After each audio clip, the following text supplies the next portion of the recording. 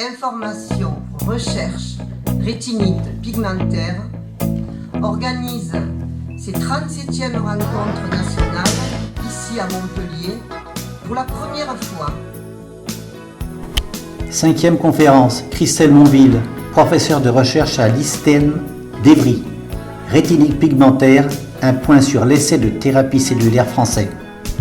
Alors, bonjour à tous. Je suis bien désolée de ne pas être présente physiquement avec vous aujourd'hui, mais grâce aux efforts de toute l'équipe de l'IRRP, de Isabelle Monnier, je peux quand même vous présenter notre travail sur la thérapie cellulaire. Donc, on va changer un petit peu de thématique, mais vous allez voir que ça se recoupe. Et je remercie tous les intervenants qui sont venus avant moi parce que ils ont présenté beaucoup de choses que je vais utiliser dans ma présentation. Donc, je me présente, moi je suis Christelle Monville, je travaille au laboratoire ISTEM qui se situe en région parisienne et je suis aussi professeure de biologie à l'université d'Evry-Val d'Essonne. Comme je ne suis pas physiquement aujourd'hui avec vous, j'ai mis mon adresse email sur la première diapositive. Si jamais il y a des questions qui viennent après, n'hésitez pas à me contacter par email, j'essaierai d'y répondre. Donc moi, je vais vous parler de la thérapie cellulaire effectivement, voilà. Alors, je vais vous parler d'un type de cellule pour lequel on n'a pas parlé beaucoup ce matin, qui sont ces cellules de soutien qui sont en jaune, qu'on appelle les cellules de l'épithélium pigmenté rétinien, et qui sont des cellules de soutien des photorécepteurs. Donc les photorécepteurs, ces fameuses cellules photosensibles qui captent la lumière et qui transforment cette lumière en signaux électriques qui retournent au cerveau et qui permettent de fabriquer une image. Alors ces cellules de soutien, j'ai l'habitude de les appeler un petit peu les babysitters des photorécepteurs parce qu'elles vont apporter tout un tas de nutriments, elles vont nettoyer ces photorécepteurs. On a évoqué là juste avant ces fameux segments externes qui ont besoin d'être remplacés régulièrement. Donc, c'est le rôle de ces cellules de l'épithélium. Et donc, on va voir que quand ces cellules de l'épithélium, elles ne fonctionnent pas bien, ça a un impact sur les photorécepteurs qui, du coup, à leur tour, vont se mettre à dégénérer. Alors, les rétinites pigmentaires, je vais passer très vite parce que vous avez eu de très belles présentations ce matin qui vont vous tout réexpliquer au niveau des mutations.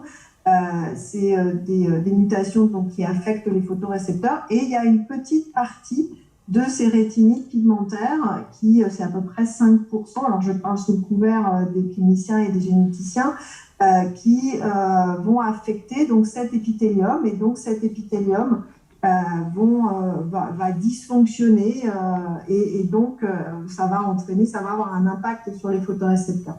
Donc, vous avez bien compris que les mutations, quand elles affectent les photorécepteurs, ceux-ci dégénèrent, fonctionnent mal ou dégénèrent.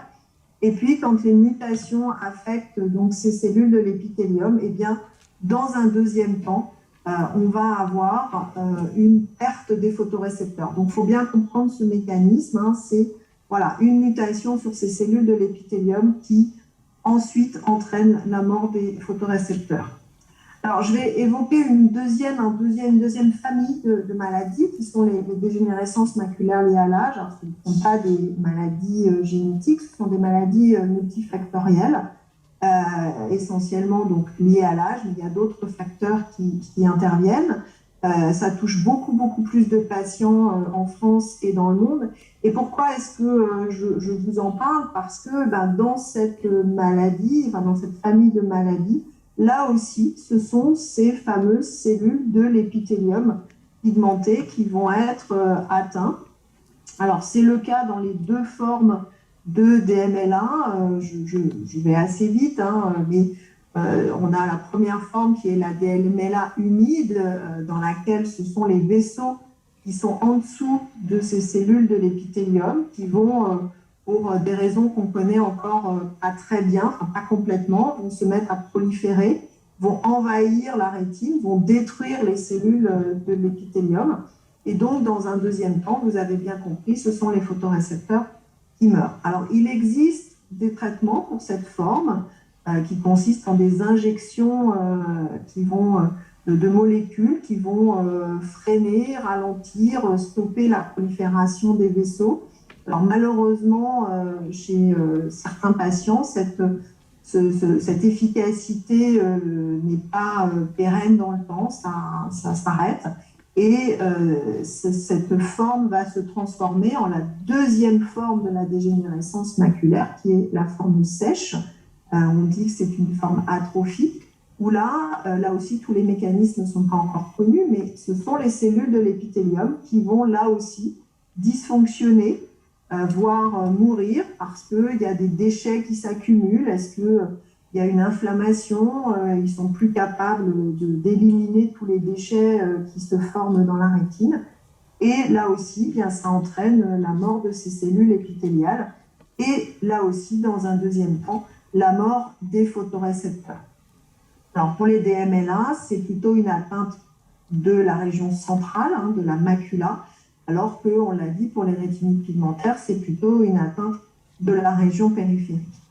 Alors, effectivement, ce qui vous a été aussi présenté très bien par les intervenants qui sont intervenus ce matin avant moi, c'est qu'en fonction de la progression de la maladie, les stratégies thérapeutiques vont être très variées. Donc, vous avez eu différentes présentations, la thérapie génique, la neuroprotection, vous aurez cet après-midi l'optogénétique, où il faut quand même encore une certaine persistance des cellules. Il faut qu'il y ait encore quelques cellules qui soient présentes, qu'on puisse protéger, qu'on puisse soigner, qu'on puisse réactiver. Alors, souvent, c'est un peu moi je mets l'image de la roue de vélo, tant qu'on peut réparer la roue, eh bien, c'est ce qu'on essaye de faire. Et puis quand la roue est trop abîmée, il faut changer la roue. Et donc, on a des alternatives. Alors, il y a évidemment les prothèses, mais il y a aussi la thérapie cellulaire. Alors, la thérapie cellulaire, c'est quoi? Eh bien, ça va être de fabriquer en laboratoire les cellules qui sont manquantes et d'essayer de remplacer ces cellules en allant greffer. Donc, on apporte des cellules qui sont extérieures. On parle de cellules exogènes et on vient remplacer les cellules qui ont été perdues dans la rétine. Et c'est ce dont je vais vous parler maintenant. Et puis, moi, je vais me concentrer donc sur ces fameuses cellules de l'épithélium. Et vous voyez que dans la rétine, elles forment une palissade, quelque chose qui est aligné. Les cellules sont accrochées les unes aux autres. Et c'est ça qu'on va essayer de reproduire en laboratoire. Alors, pour pouvoir faire ça, pouvoir faire de la thérapie cellulaire, il faut pouvoir produire les cellules qui nous intéressent en laboratoire. Alors, pour ça, nous, on utilise des cellules un petit peu particulières qu'on appelle les cellules souches pluripotentes. Alors, on l'a un petit peu évoqué, Isabelle Monnier l'a un petit peu évoqué ce matin. Ce sont des cellules qui ont deux qualités extrêmement intéressantes. La première, c'est qu'elles sont capables de se multiplier de façon quasi illimitée et de façon normale, contrôlée. Ce ne sont pas des cellules cancéreuses, évidemment, c'est quelque chose que l'on vérifie. Et donc, on va pouvoir en obtenir un très grand nombre. On peut en obtenir des milliers, des millions, des milliards en laboratoire. On maîtrise ça très bien. Et puis, la deuxième propriété très intéressante, c'est qu'elles sont capables, quand on les dirige correctement, quand on leur donne les bonnes recettes, les bons signaux, elles sont capables de se différencier, c'est-à-dire de se transformer dans n'importe quel type de cellules de l'organisme. Alors nous, le type qui nous intéresse, évidemment, ce sont les cellules de l'œil et plus particulièrement les cellules de la rétine. Alors il existe deux types de cellules souches pluripotentes. Les cellules qui proviennent d'un embryon, qu'on appelle les cellules souches embryonnaires. Alors ce sont des embryons qui sont obtenus après fécondation in vitro dans le cadre évidemment d'une création médicalement assistée, de façon consentie avec les parents, encadrée par l'agence de la biomédecine. Et ce sont des embryons qui sont très précoces, c'est 5 jours de vie, donc ça ressemble à un œuf comme ça. Et puis le deuxième type que Isabelle a évoqué ce matin, ce sont des cellules adultes, alors par exemple des cellules de la peau ou des cellules sanguines, que l'on va transformer grâce à des gènes. Et ce cocktail de gènes permet de rembobiner le programme de ces cellules. C'est un petit peu comme dans le film Benjamin Button, pour ceux qui l'ont vu, hein, c'est un rajeunissement en fait des cellules adultes. Et on va obtenir des cellules qui sont très équivalentes aux cellules embryonnaires et qui donc ont ces deux propriétés que j'ai évoquées juste avant, le fait de pouvoir en obtenir beaucoup et de pouvoir obtenir tous les types cellulaires. Alors évidemment, maintenant qu'on a dit ça, ça semble très facile sur le papier, mais comme je vous ai dit, il faut donner les bons signaux à ces cellules pour qu'elles se transforment en cellules de la rétine. Donc en haut à gauche, vous avez des cellules souches pluripotentes, ça forme des petites colonies, hein. Ces cellules sont accrochées les unes aux autres, et puis il va falloir leur donner les bons signaux pour qu'elles se transforment en cellules de la rétine. Alors il y a beaucoup de protocoles maintenant hein, qui permettent ça. Le docteur Olivier Gouraud à l'Institut de la Vision a développé tout un tas de protocoles qui permettent d'obtenir ce qu'on appelle des organoïdes rétiniens, des mini-rétines dans des boîtes de pétri, et d'obtenir quasiment tous les types cellulaires qui composent la rétine. Alors, il y a des types qui sont plus ou moins faciles à obtenir. Pour les photorécepteurs, on progresse, mais effectivement, comme l'a dit Isabelle Meunier ce matin, on n'y est pas tout à fait encore. On a encore besoin de comprendre comment ces cellules peuvent se reconnecter aux autres cellules de la rétine. Et moi, ce dont je vais vous parler maintenant, ce sont les cellules de l'épithélium pigmenté, parce que ça, on sait très bien les obtenir en quantité suffisante, en pureté suffisante, et puis avec des cellules qui sont fonctionnelles. Donc, dans notre approche de thérapie cellulaire, nous, ce qu'on cherche à remplacer, ce sont donc ces cellules de l'épithélium pigmentaire. Comme vous avez compris, c'est des cellules qui vont permettre aux photorécepteurs de fonctionner. Donc, on veut éviter que les photorécepteurs ne meurent ou ne dysfonctionnent. Et donc, il faut intervenir à un stade qui est quand même relativement précoce dans le développement de la maladie pour éviter justement que ces photorécepteurs ne vont dégénérer. Alors maintenant, comment est-ce qu'on fait? On n'est pas les seuls dans le monde à avoir cette stratégie. Il y a beaucoup d'essais cliniques qui sont en cours un petit peu partout dans le monde. Alors nous, on a quand même une petite particularité, c'est qu'on est un petit peu les seuls qui nous intéressons aux formes de rétinite pigmentaire. Les autres essais cliniques vont plutôt viser les formes de dégénérescence maculaire liées à l'âge, donc c'est un petit peu notre spécificité. Et puis après, il y a des petites différences techniques sur le type de cellules qui sont utilisées ou les façons de produire des cellules voulues.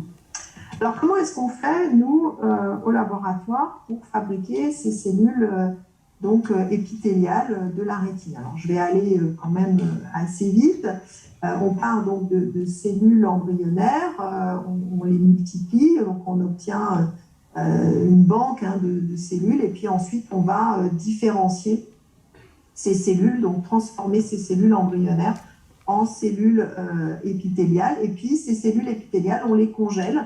Donc on fait une banque avec des petits tubes qui contiennent donc ces cellules épithéliales qu'on va congeler. On va évidemment vérifier que ce sont les bonnes cellules. On va vérifier qu'il n'y a pas d'agents pathogènes, etc. C'est tous les contrôles qualité qui sont associés. Et puis de l'autre côté, on va utiliser une membrane biologique qui est une membrane amniotique. C'est la membrane qui entoure l'embryon et donc on obtient ces membranes à partir de césariennes. Alors c'est fait à la banque de tissus de l'hôpital Saint-Louis à Paris. Et là aussi, c'est une membrane qui est congelée. Et on va décongeler nos cellules, décongeler cette membrane, mettre tout ça ensemble, laisser tout ça 4 semaines en culture pour que les cellules se réorganisent les unes avec les autres, reforment cet épithélium, forment un petit patch que l'on pourra ensuite greffer dans la rétine. Alors, tout ce programme, évidemment, c'est un programme qui est extrêmement collaboratif. Vous verrez tout à la fin de ma présentation tous les gens qui sont impliqués dans ce programme. On a une collaboration avec l'Institut de la Vision et notamment le docteur Olivier Gouraud, le professeur Sahel, depuis maintenant plus de 10 ans, avec l'hôpital des 15-20 où se déroulent les essais cliniques et notamment le docteur Stéphane Bertin, qui est le chirurgien qui greffe les patients. Avec donc la banque de tissus de Saint-Louis que j'ai évoquée, avec un laboratoire écossais qui nous a fourni les cellules de départ, et puis avec l'Institut de biothérapie de l'AFM qui nous aide pour tout l'aspect réglementaire. Alors, à quoi ressemblent ces fameuses cellules épithéliales? Ici, vous avez des cellules qui ont été colorées de façon artificielle, et ce sont des cellules, vous voyez, qui sont très jolies, qui forment comme un filet, comme un nid d'abeilles, comme une ruche. Elles sont vraiment accrochées les unes aux autres, hein, et elles ont besoin d'être accrochées les unes aux autres pour fonctionner correctement. Donc voilà une représentation de ces cellules. Et puis pour la membrane et le patch, voilà à quoi représente le patch. C'est donc un petit patch qui fait quelques microns d'épaisseur. Pour l'obtenir, on utilise en fait un système de culture qui ressemble comme à un tambourin, c'est-à-dire qu'on va venir bloquer la membrane amniotique entre deux anneaux. Donc ça forme vraiment comme un tambourin, et on vient mettre les cellules par-dessus, et ces cellules vont s'aligner comme ça sur cette membrane, elles vont s'accrocher les unes aux autres, et ça va former ce petit patch qu'on va pouvoir implanter.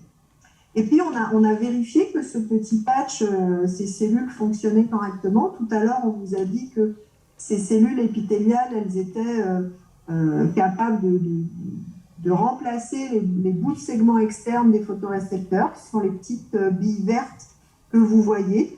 Et donc, elles vont manger, d'une certaine façon, ces segments externes des photorécepteurs. Donc, éliminer la partie qui a déjà été utilisé, et puis les photorécepteurs, normalement, vont refabriquer un segment externe. Et donc, ça, c'est une fonction très importante de ces cellules épithéliales. Et puis, ici, on a préparé donc, le patch. Alors, les cellules sont naturellement pigmentées, hein, donc elles sont marron, hein, c'est ce que vous pouvez voir sur cette vidéo. Elle forme donc ce patch. Et puis, ce que vous voyez qui réfléchit un petit peu la lumière, c'est de la gélatine. On a utilisé de la gélatine pour enrober le patch. Alors, évidemment, c'est de la gélatine clinique, hein, mais c'est un peu comme dans les bonbons. Et cette gélatine, en fait, va protéger les cellules, va permettre aussi que l'on puisse découper le patch. Le patch, il va faire 3 mm sur 5 mm, hein, donc c'est quand même tout petit. Et puis, cette gélatine, elle va donner de l'élasticité au patch. Alors, ce que vous voyez ici, c'est le système d'injection. C'est le système qui est également utilisé quand on fait des opérations de la cataracte. Et ce système d'injection nous permet aussi de garder l'orientation du patch, parce que les cellules, elles ont un haut et un bas. Il faut conserver, il ne faut pas les mettre à l'envers. Donc, il faut qu'on sache dans quel sens on les met. Et je ne sais pas si vous avez vu, vous reverrez sur les images qui vont suivre. Ce patch, il a une forme de carte SIM, hein, pour qu'on puisse garder l'orientation. Et puis, grâce à la gélatine, enfin, quand on va injecter ce patch, il va pouvoir se déplier.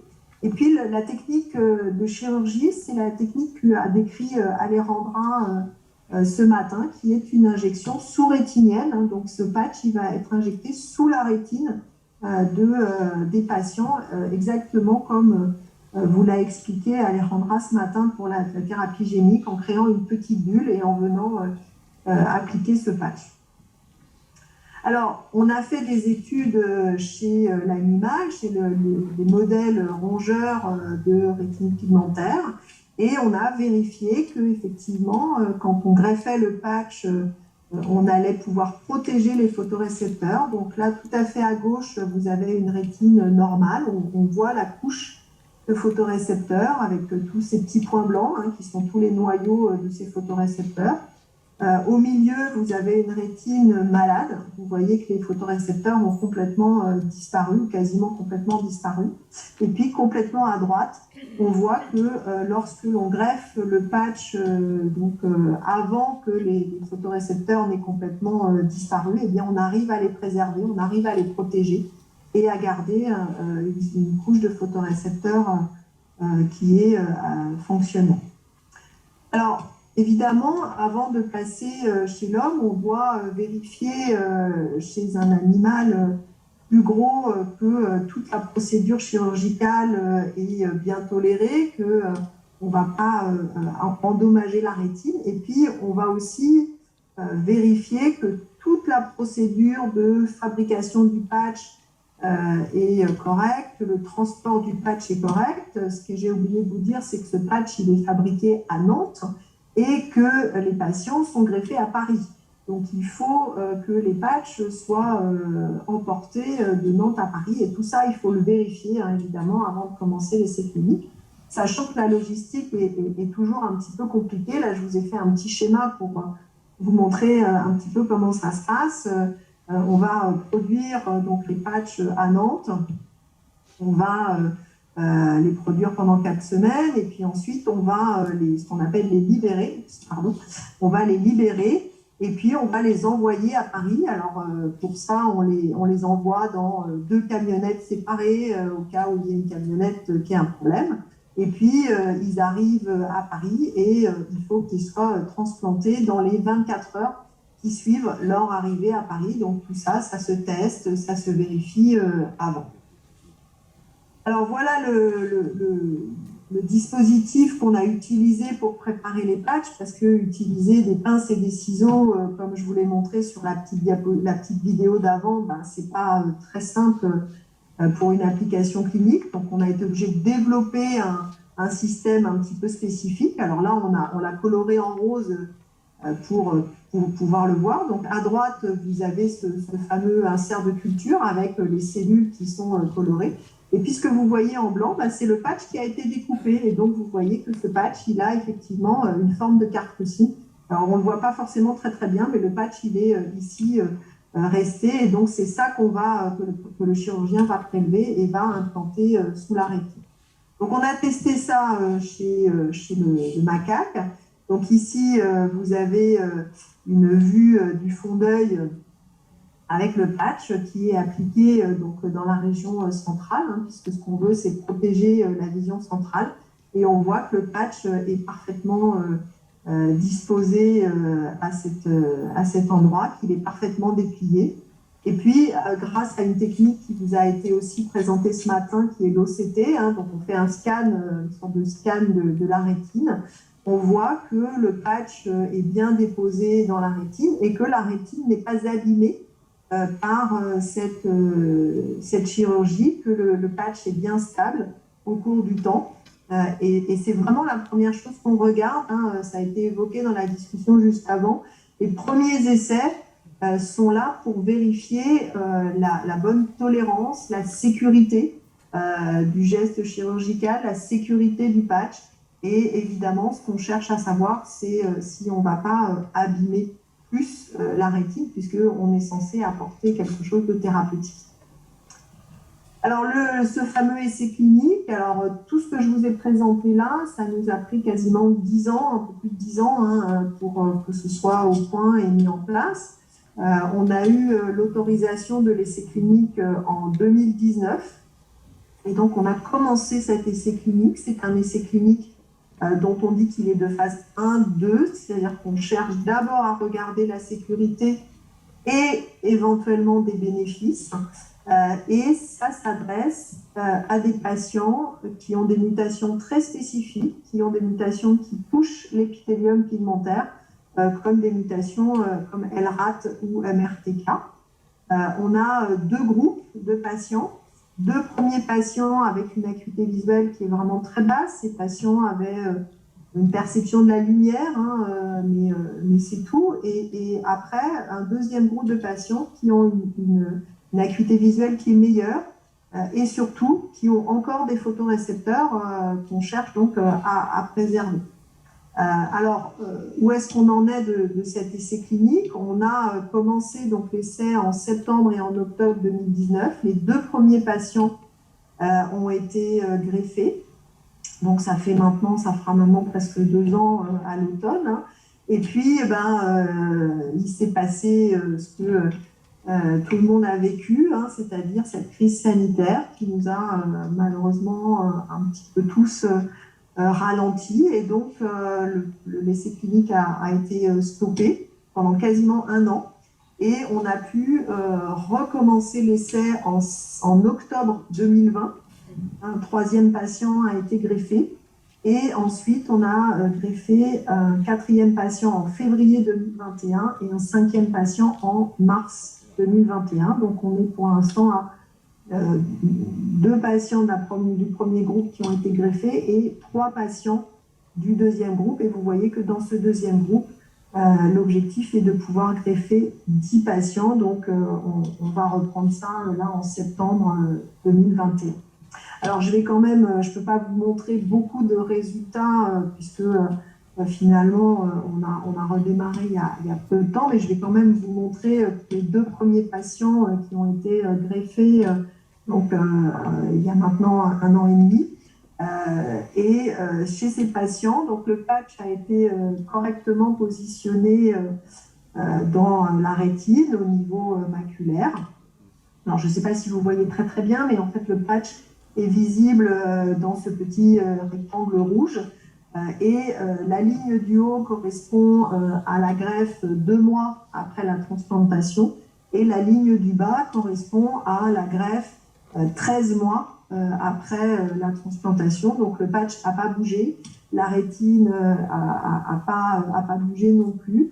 Et chez ces patients qui avaient finalement une perception de la lumière qui était assez faible, ils nous ont quand même témoigné qu'ils avaient l'impression de percevoir un peu plus de lumière, qu'ils pouvaient revoir éventuellement un petit peu des formes, et donc qu'ils ont eu effectivement peut-être quand même un petit bénéfice, alors qui est très léger, qui est difficile à mesurer, mais en tout cas, ils vont bien, et il n'y a pas eu d'effet secondaire. Ce que j'ai oublié de préciser, c'est que pendant la première année, ces patients sont sous ce qu'on appelle immunosuppresseurs, hein, donc on diminue leur système immunitaire, hein, ce qui est le cas dans beaucoup de greffes, et qu'ils l'ont très bien supporté et que tout s'est bien passé.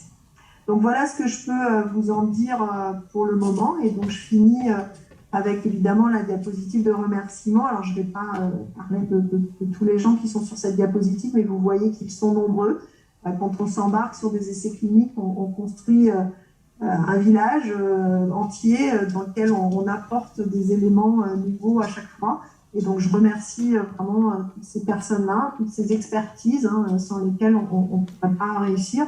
Évidemment, tous les organismes qui nous financent, on l'a un petit peu évoqué, ce sont des expériences, les essais cliniques coûtent très cher. Et donc, merci aux associations qui nous permettent d'avancer, parce qu'on n'a effectivement pas toujours les sous nécessaires de la part de nos financeurs publics. On en a un petit peu, mais ça ne suffit pas toujours. Et puis, je voudrais finir par remercier les patients, évidemment, qui s'embarquent dans ces essais cliniques, parce que, comme on l'a évoqué, les premiers essais cliniques, ce sont des essais de safety, c'est-à-dire de sécurité, dans lesquels on n'espère pas toujours un grand bénéfice. Et donc, merci à ces patients qui permettent à la recherche de progresser, et puis à d'autres patients ensuite de pouvoir en bénéficier. Et donc, je m'arrêterai là, et puis je pourrai répondre à quelques questions s'il y en a, et puis éventuellement, s'il y en a d'autres qui viennent après par email. Voilà, merci beaucoup.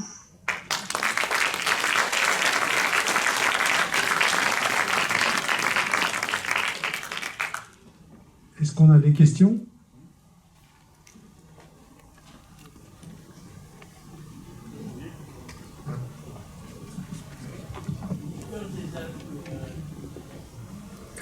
Cet après-midi.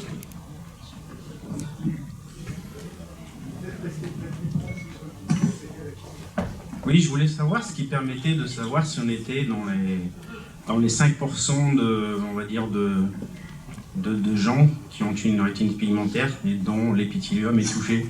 Quel genre d'examen? Tu as entendu?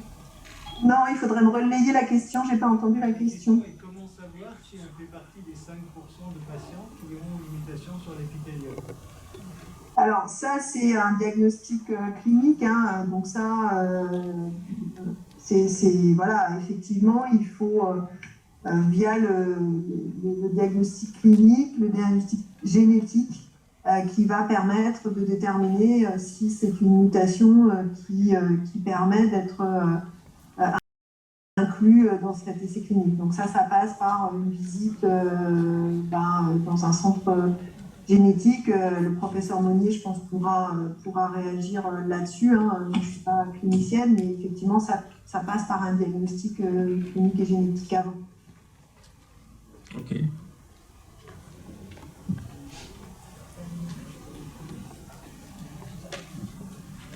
Merci.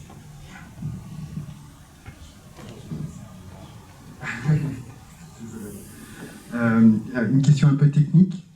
Quand on immortalise des cellules, soit en suspension, elles font des sphéroïdes. Quand on les ensemence sur un support, elles ont tendance en confluence à faire des polycouches. Et vous, avec l'épithélium, vous arrivez même à avoir des orientations correctes. C'est une propriété de l'épithélium. Est-ce que ce serait valable pour d'autres cellules de la rétine? Question par rapport à le fait que quand on immortalise les cellules, elles ont tendance à se mettre en multicouche. Et en fait, si on est surpris de voir que là, l'épithélium, on arrive à faire une monocouche qui même s'oriente et s'organise. Ouais. Alors en fait, les cellules ne sont pas immortalisées, hein, c'est-à-dire que là, on part de cellules souches embryonnaires, hein, donc elles n'ont pas été immortalisées ou transformées par des gènes, hein, et donc ce sont des cellules que l'on va, grâce à des molécules, elles vont se différencier et on va obtenir des cellules de l'épithélium. Donc finalement, ce sont des cellules de l'épithélium qui sont très proches des cellules de l'épithélium normal que l'on a dans la rétine. Et donc, spontanément, elles vont effectivement former cette monocouche. On a très rarement vu des cellules qui se montent les unes sur les autres. Elles forment vraiment naturellement cette monocouche et quand au bout d'un moment, elles s'arrêtent de proliférer. La différence avec les cellules immortalisées, c'est que ces cellules de l'épithélium, à un moment donné, elles s'arrêtent de proliférer et c'est pour ça, finalement, qu'elles vont former cette monocouche et pas un amas de cellules qui se montent les unes sur les autres.